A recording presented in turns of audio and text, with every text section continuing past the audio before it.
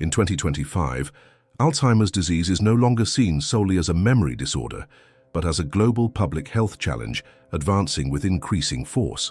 It is estimated that more than 55 million people worldwide live with some form of dementia, and among them Alzheimer's accounts for 60 to 70% of the cases.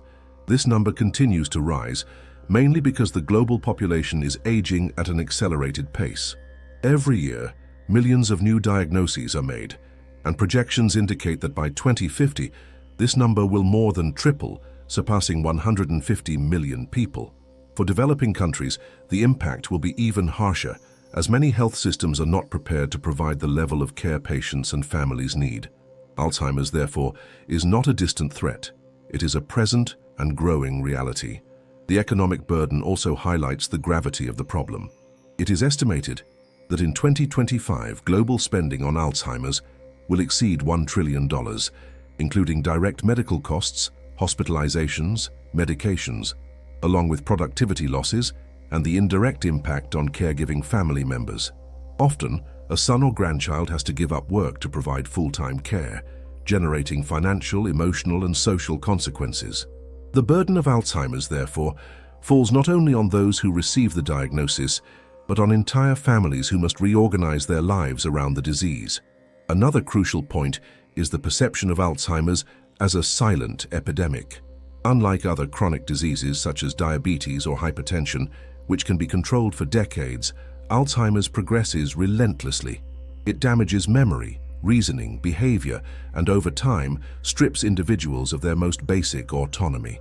This gradual loss of identity is perhaps the most devastating aspect of the disease, as it affects not only the body, but also the very essence of the human being, profoundly altering family and social relationships.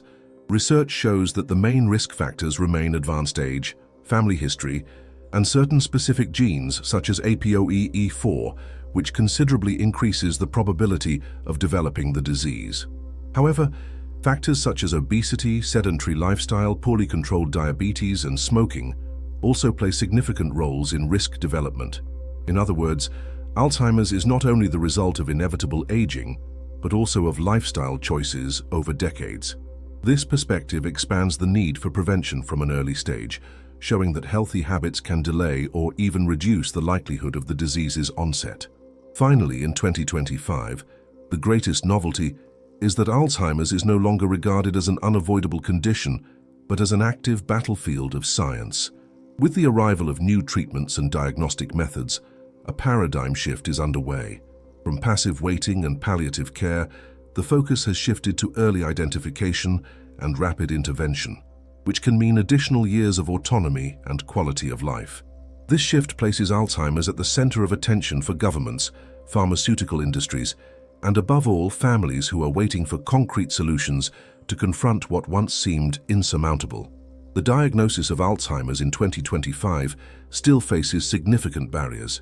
Despite technological advances, in clinical practice the process often begins simply: complaints of frequent memory loss, difficulty remembering appointments, or changes in behavior. The physician conducts a detailed anamnesis, investigates family history, applies standardized cognitive tests, and evaluates whether the symptoms are compatible with normal aging or if they already indicate early signs of dementia. However, this initial clinical step, though essential, has limitations, since many symptoms may be confused with other conditions such as depression, anxiety, or even side effects of medications. Imaging exams play a central role. Magnetic resonance imaging, for instance, can show atrophy in specific brain regions such as the hippocampus, linked to memory. Computed tomography helps rule out other causes, such as tumors or strokes. Still, these methods are not definitive. They only reinforce diagnostic suspicion. Confirmation usually depends on more complex and costly exams, such as PET scans, which detect the accumulation of beta amyloid and tau proteins in the brain, the hallmarks of Alzheimer's. However, due to the high cost and limited availability, such exams remain out of reach for most of the population. Another important, though less widely used resource is cerebrospinal fluid analysis, obtained through lumbar puncture. This test can detect specific changes in proteins related to Alzheimer's, offering more reliable diagnosis. Nevertheless, since it is invasive and often uncomfortable for the patient, it is usually recommended only in selected cases. This difficulty in accessing confirmatory methods explains why many diagnoses are still late, made when the disease has already advanced enough to compromise essential functions. The great issue in 2025 remains early detection. Identifying Alzheimer's in its initial stages, before severe symptoms appear, is key to increasing the effectiveness of new treatments. Until recently, this goal seemed unattainable. But now, with the emergence of P217 blood tests, this reality is changing rapidly. These tests offer an accessible, practical, and less invasive alternative, democratizing diagnosis and allowing thousands of people to be identified long before the advanced stage of the disease. This transition from late and complex diagnosis to early and accessible diagnosis represents a turning point. In the past, families discovered Alzheimer's only when autonomy was already compromised. Now the outlook points toward an era in which early knowledge means better planning, access to innovative treatments, and above all, additional years of life with quality. This progress changes not only medical practice, but also the hope of millions of people around the world.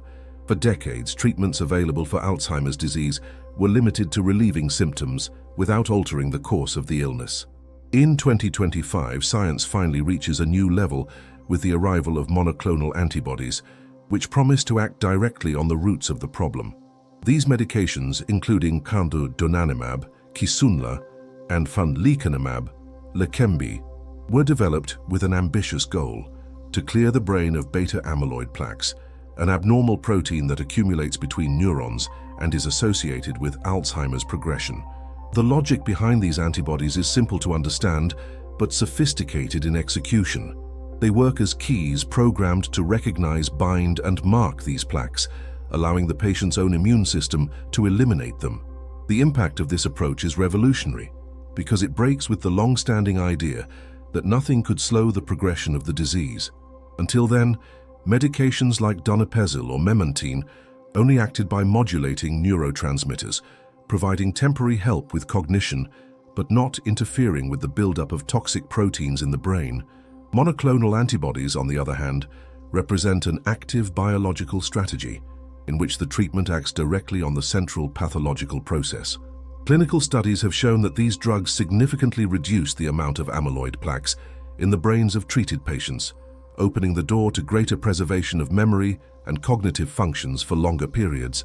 The mechanism, however, is not without risks. By attacking the plaques, the antibodies can also provoke inflammatory reactions in the brain.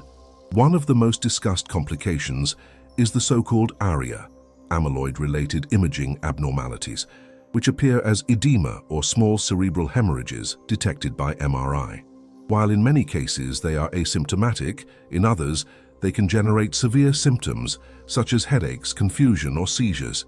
This duality, great promise but real risks, explains why antibodies are not prescribed indiscriminately, but only for carefully selected patients, usually in the early stages of the disease and under constant monitoring with imaging exams.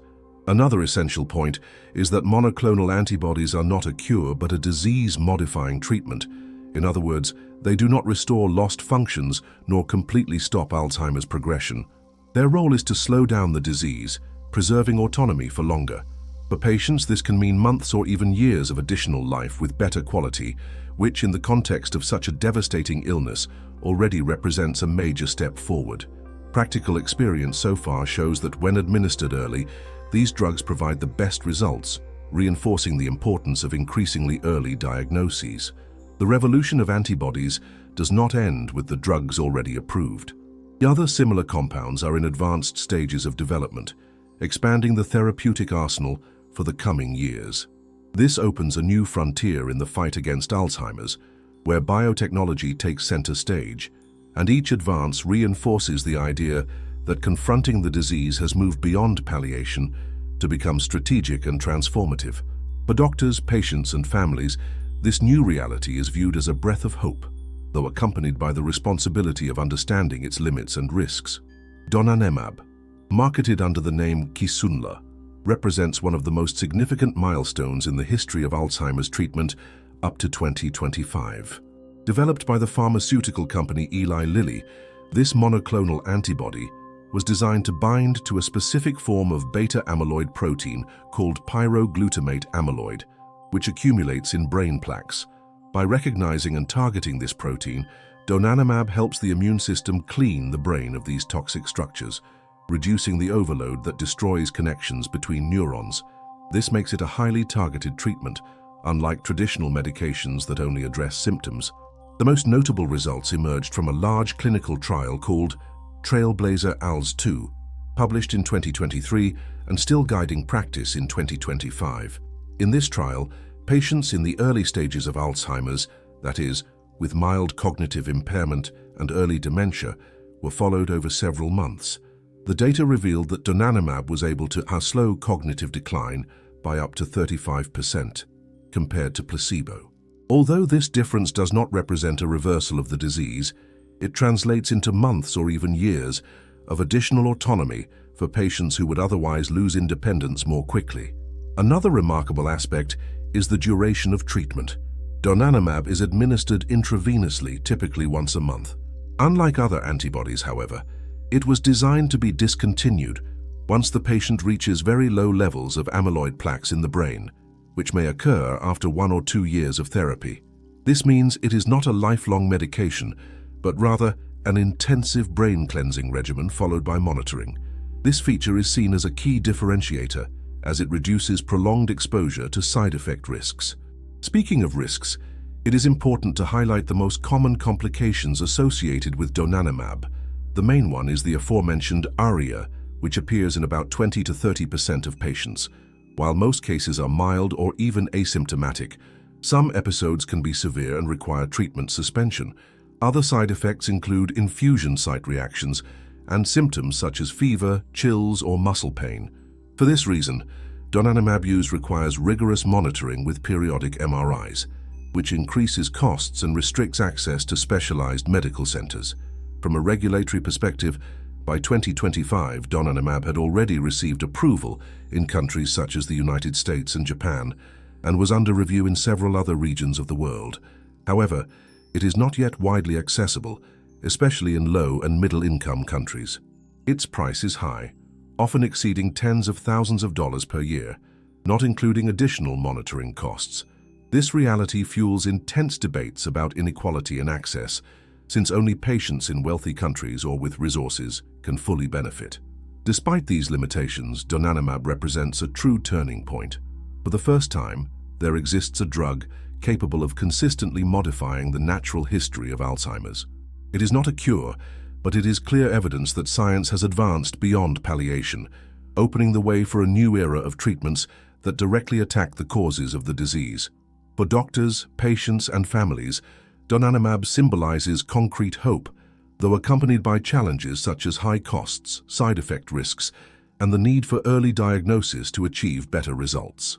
Lecanemab, commercially known as Leqembi, was the first monoclonal antibody against Alzheimer's disease to receive full approval in the United States in 2023, and as of 2025, it remains one of the most discussed treatments in the medical world. Unlike Donanemab, which targets a more modified form of amyloid protein, Lecanemab binds to soluble forms and protofibrils of beta-amyloid, those that circulate before consolidating into larger plaques. This feature is significant because it suggests an earlier action in the disease cycle, eliminating the clusters before they become fixed deposits in the brain. In practice, this means it was designed to act in the early phases of Alzheimer's, when the impact on preserving cognition is greater. The studies that supported its approval were conducted on a large scale, with particular emphasis on clarity adust, which followed about 1,800 patients over 18 months. The results showed that Lecanemab was able to reduce cognitive decline by approximately 27% compared to placebo. While this number may seem modest, in clinical terms, it represents additional months of functional autonomy for patients and a significant delay in symptom progression. In neurodegenerative diseases, any gain in time with lucidity, independence, and the ability to perform daily activities is considered a remarkable achievement. Like other monoclonal antibodies, Lecanemab also presents risks that cannot be ignored. The most common is ARIA, with edema or microhemorrhages in the brain detected through imaging exams. These events occurred in up to 20% of patients, with most being mild but some requiring therapy suspension. In addition, infusion-related reactions such as fever, nausea, and chills were also reported. For this reason, treatment requires adequate hospital infrastructure, MRI monitoring, and close medical supervision. This complexity raises overall costs and makes implementation difficult in health systems with limited resources. In terms of administration, Lecanemab is delivered through intravenous infusion every 2 weeks, which can be a logistical challenge for patients and families. Unlike Donanemab, which can be discontinued after plaque clearance, Lecanemab tends to require continuous use to maintain its effect. This raises discussions about long-term adherence, cumulative costs, and quality of life in relation to infusion frequency. Even so, by being the first antibody to receive full approval, it paved the way for an entire generation of therapies, serving as proof that modifying the biology of the disease is possible. Another point of debate is price. In 2025, the annual cost of Lecanemab exceeds $26,000 just for the medication, not including exams and monitoring infrastructure. This means that in practice, access remains restricted to patients in wealthy countries or those with robust health insurance. This inequality underscores the need for public policies and global negotiations to expand access to innovation, since Alzheimer's is not a niche disease, but a condition affecting populations across all social layers. Even with its limitations, Lecanemab is considered one of the greatest achievements in the fight against Alzheimer's.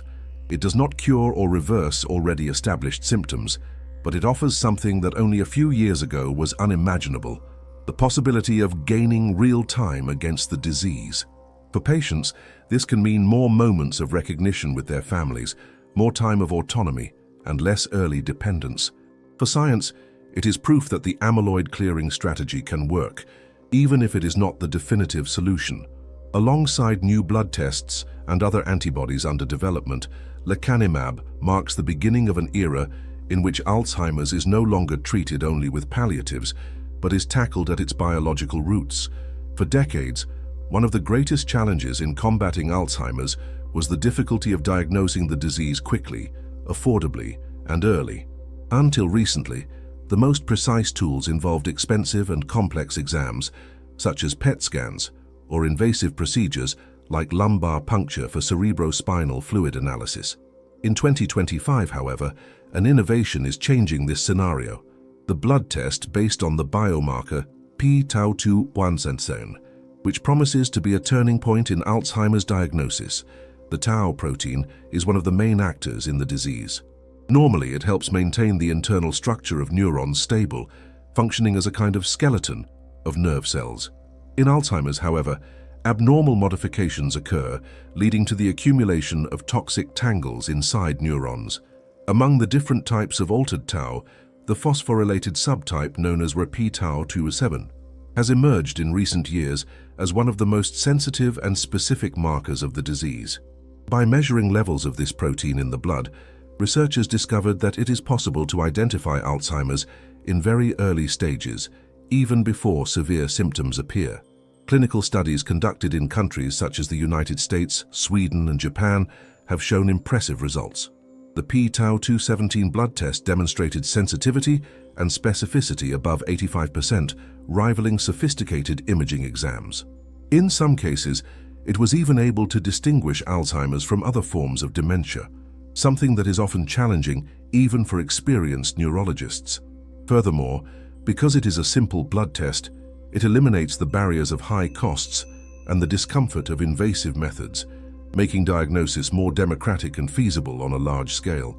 In practice, the exam works similarly to any traditional laboratory blood draw. A sample is collected from the patient and analyzed using advanced immunology and mass spectrometry techniques to detect concentrations of the p-tau217 protein. The result indicates whether there are alterations compatible with Alzheimer's, allowing physicians to decide whether complementary exams or early treatments are necessary. This simplicity is what makes the test seen as a true game changer. It can transform a diagnosis that once took months and required complex referrals into something that can be done during a routine consultation. By 2025, some leading laboratories already offer the test experimentally or in restricted settings, and there are initiatives to expand it to larger health networks. Private companies are racing to standardize the test and make it available in different countries. Experts predict that in the coming years, it could be accessible in common clinics, enabling primary care physicians to refer patients with suspected Alzheimer's for early investigation. This decentralization is considered crucial since most people still arrive at diagnosis late when the disease has already compromised vital functions and limited intervention options. The impact of this test goes far beyond diagnosis. It is also crucial for selecting patients who may benefit from new monoclonal antibodies, such as Donanemab and Lecanemab. Without a quick and reliable test, many individuals in the early stage would not be identified in time to receive therapy. With p-tau217, it becomes possible to more accurately map who is truly in the initial stage of the disease and who has other conditions that mimic the symptoms, avoiding unnecessary or risky treatments. Thus, the p-tau217 blood test is not just a technological advance. It is a promise of transformation in elderly care worldwide. It represents the possibility of bringing diagnosis closer to families, increasing chances of early intervention, and offering a more humane, accessible, and effective path to face one of the most challenging diseases of the century. By 2025, the p-tau217 blood test has moved beyond being just an academic promise to becoming a reality in some research centers and reference hospitals. However, the major question that mobilizes patients, families, and physicians is, when will this test be widely available in common clinics and primary healthcare facilities? The answer involves not only technological advances, but also regulatory, economic, and structural factors that vary from country to country. In the United States and parts of Europe, some private laboratories already offer the test on a limited basis, usually within the context of clinical research or specialized neurology centers. The price, still high, can exceed several $100s per test, which restricts access mainly to individuals with financial means or differentiated health insurance. However, biotechnology companies are already working to reduce costs as demand increases, which should make the test more affordable in the coming years. At the same time, regulatory bodies are assessing standardization of the methodology, an essential step to release the exam for widespread use and avoid variations in results between different laboratories. In low and middle-income countries, the scenario is more challenging. The reality is that many health systems still struggle to provide basic imaging exams, such as MRI, and incorporating cutting-edge technology like p-tau217 could take time. Even so, experts believe that precisely because it is cheaper and less invasive than a PET scan or lumbar puncture, the blood test has the potential to democratize diagnosis, becoming a viable alternative even in resource-limited regions. This, however, will depend on public policies, international partnerships, and investments in laboratory infrastructure. Another important aspect is the estimated time for the test to reach primary care. Some specialists project that within 5 years, it could be included in memory loss investigation protocols at regular medical practices. This would radically change clinical practice. Instead of referring patients to specialized hospitals, general practitioners themselves could request the test and identify possible Alzheimer's early. This decentralization is seen as crucial to expanding access and reducing inequality in diagnosis. There are also initiatives to incorporate p-tau217 into population screening programs, especially for people over 65 years old or with a family history of the disease. This would make it possible to identify cases even before more evident symptoms appear, something essential to ensure the effectiveness of new monoclonal antibodies. However, this strategy raises ethical debates. To what extent is it beneficial to provide an early diagnosis if treatments are still expensive and access remains limited? For some specialists, early awareness can help in family and personal planning. For others, it may generate anxiety without necessarily offering immediate solutions.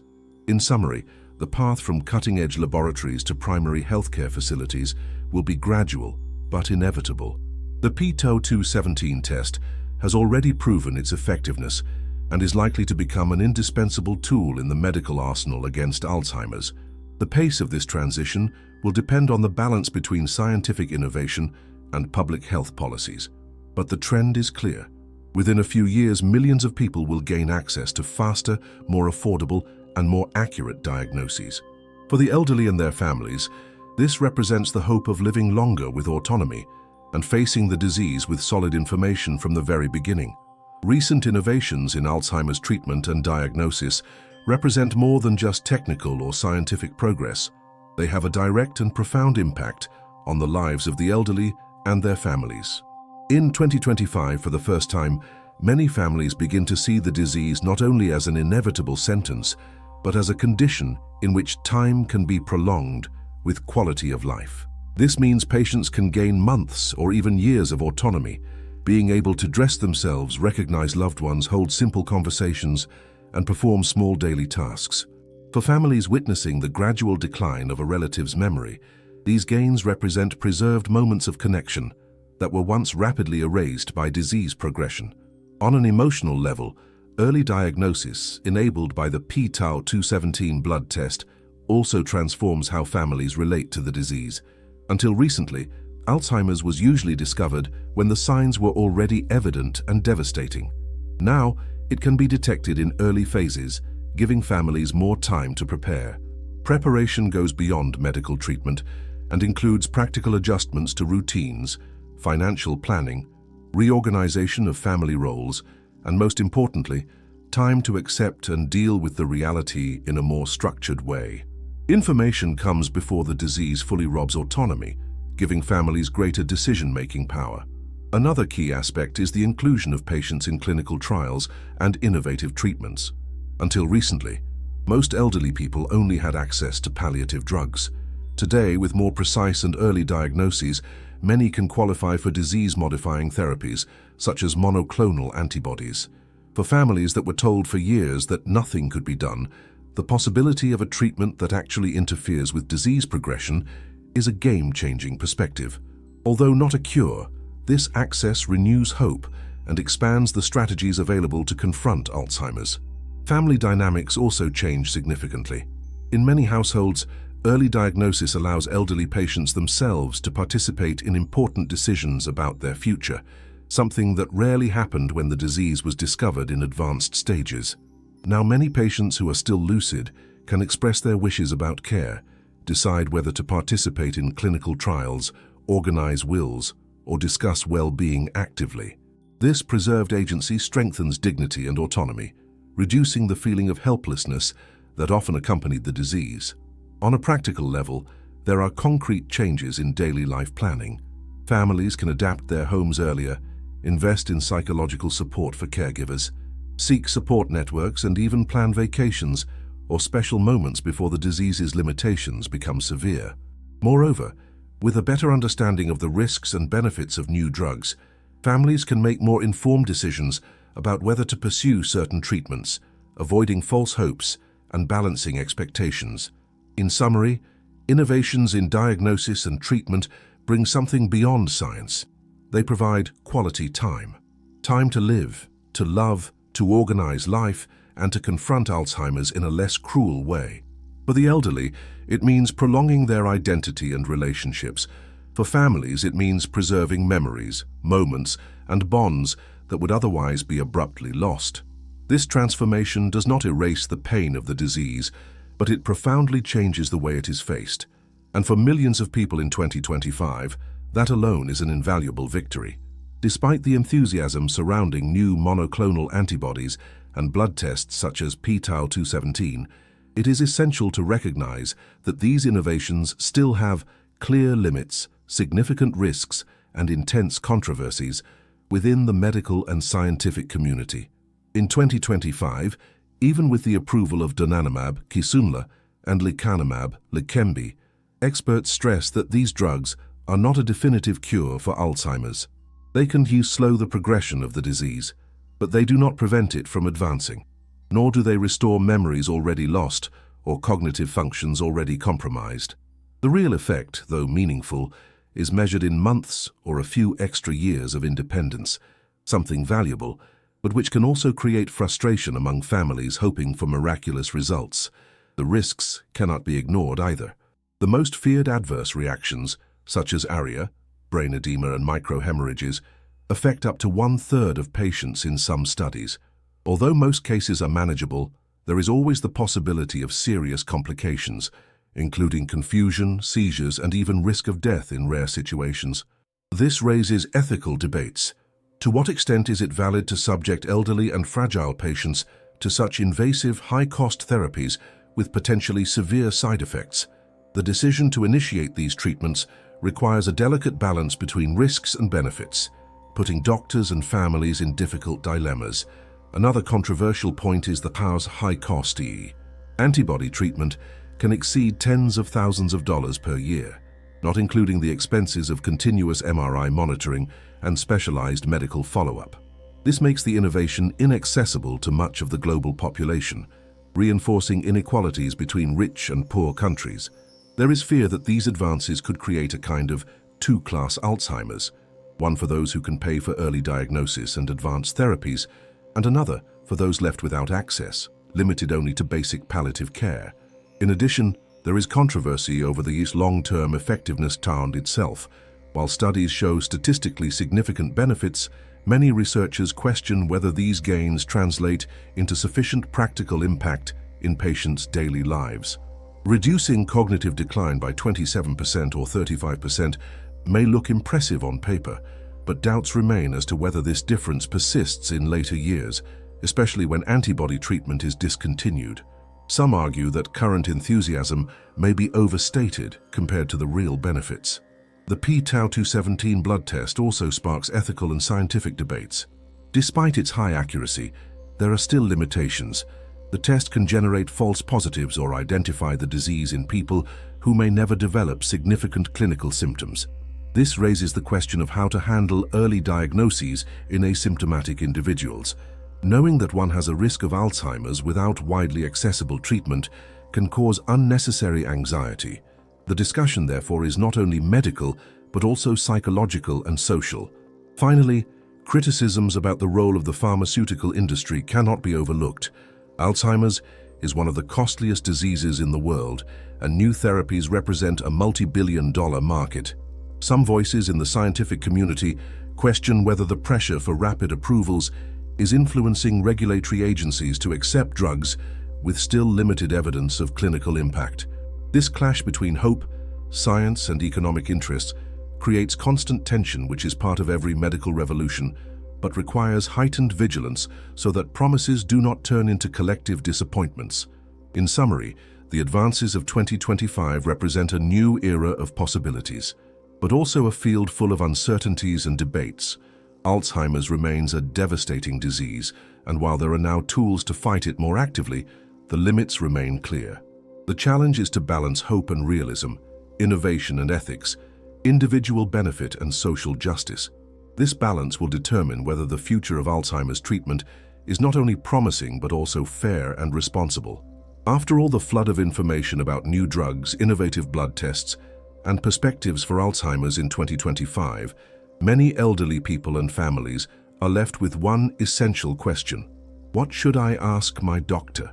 Information only becomes useful when transformed into practical action, and this is where a simple, direct, and objective guide can make the difference. With that in mind, specialists suggest 5 fundamental questions that every patient or caregiver should take to their next appointment, helping to turn science into real care decisions. The first question is this blood test already available for me? As we have seen, the p-tau217 test is still in the process of expansion, and availability varies greatly depending on the country, the city, and even the laboratory. Asking the doctor directly helps clarify whether it is already possible to take the test locally and whether it is truly recommended for the patient at that moment. Often, it may be necessary to enter waiting lists, participate in research programs, or wait for approval in public networks, and having this information clearly avoids false expectations. The second essential question is, am I a candidate for monoclonal antibody treatments such as Donanemab or Lecanemab? These drugs are not indicated for everyone.